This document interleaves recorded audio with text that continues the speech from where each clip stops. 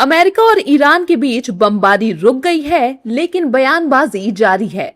अमेरिकी राष्ट्रपति Donald Trump ने एक बार फिर ईरान को धमकी दी है। राष्ट्रपति डोनाल्ड ट्रंप का कहना है कि अमेरिका जरूरत पड़ने पर ईरान पर फिर हमला कर सकता है, लेकिन सैन्य कार्रवाई की बजाय बातचीत के जरिए समाधान चाहते हैं। हम जब चाहें कार्रवाई कर सकते हैं, लेकिन मैं लोगों को मारना नहीं चाहता। अगर समझौता हो जाता है तो बहुत सी जानें बच जाएंगी। ट्रंप ईरान को चेतावनी भी दे रहे हैं और बातचीत के जरिए समाधान की बात भी कर रहे हैं। वहीं ईरान का दावा है कि अमेरिका के साथ कोई बातचीत नहीं चल रही है।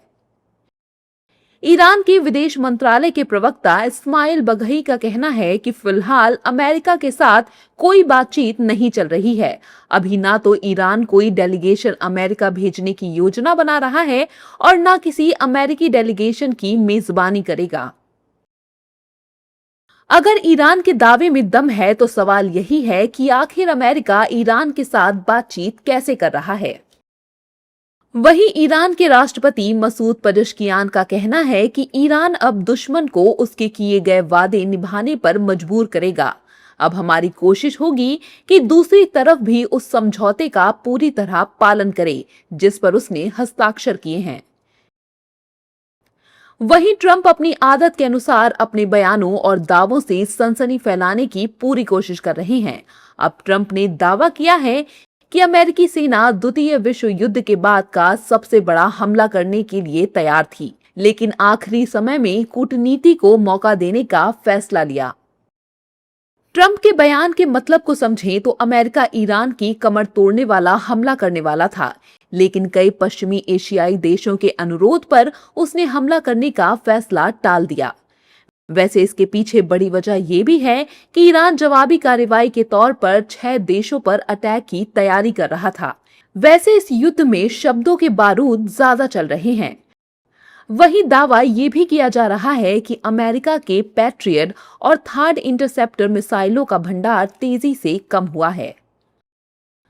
वहीं अमेरिकी विदेश मंत्री मार्को रूबियो का कहना है कि दुनिया को तेल और गैस की सप्लाई के लिए सिर्फ हॉर्मुज़ स्ट्रेट पर निर्भर नहीं रहना चाहिए।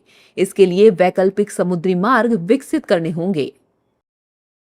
ईरान हॉर्मुज़ स्ट्रेट को अपनी सबसे बड़ी ताकत बनाने की कोशिश कर रहा है। वहीं अमेरिका कोई बड़ा समझौता भी नहीं करना चाहता है। इसी बीच ईरान की इस्लामिक रिवॉल्यूशनरी गार्ड कॉर्प्स ने दावा किया है कि ईरान ने हॉर्मुज़ स्ट्रेट के ऊपर उड़ रहे MQ-9 रीपर ड्रोन को मार गिराया है। ड्रोन को हॉर्मुज़ स्ट्रेट पर तैनात ईरानी एयर डिफेंस सिस्टम ने निशाना बनाया। एक्सपर्ट का मानना है कि अमेरिका और ईरान दोनों ही जंग खत्म करना चाहते हैं, लेकिन हार कोई नहीं मानना चाहता। अमेरिकी राष्ट्रपति डोनाल्ड ट्रंप कूटनीति के जरिए संकट टालने की बात कर रहे हैं, लेकिन जमीन पर हालात अभी भी बेहद नाजुक बने हुए हैं। एक छोटी चिंगारी भी पूरे क्षेत्र को फिर बड़े टकराव की ओर ढकेल सकती है।